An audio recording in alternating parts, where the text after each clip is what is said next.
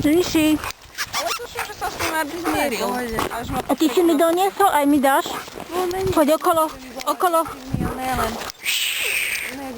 Šikovný. Čo sú to Staffordy, čo sú to tak tam, je to také neisté vždycky. A s tým Rexom sa furt nemusia. Ne, ale on si stále myslí, že to pôjde a už minule mi hovorí, asi by sa pobili, že?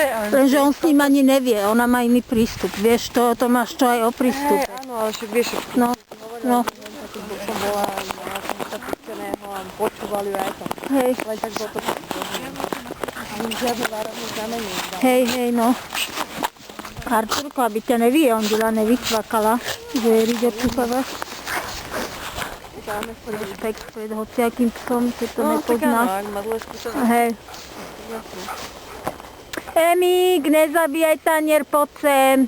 Mňa najviac fascinuje, keď mi ľudia povedia na hentohto, že má zlý pohľad. No tak on teda to zlý pohľad nevideli. Poď. Keď Artudia to bolo. Oni to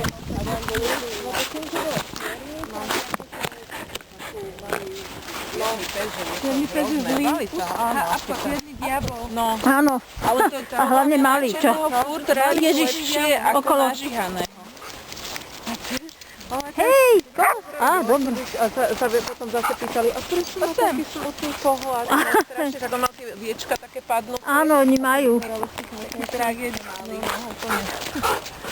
Počúvaj, ale vidno, že to je, jak Elza tež kradne tie taniere, preto ja s ňou nemôžem, keď chcem, aby sa Ale Emily... že keď sú dva, tak je v pohode. Hej, no pri Elze už nemôžem.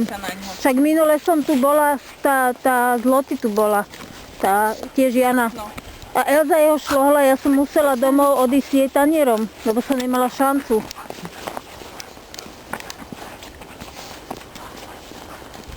Eminka už si dozabíjala.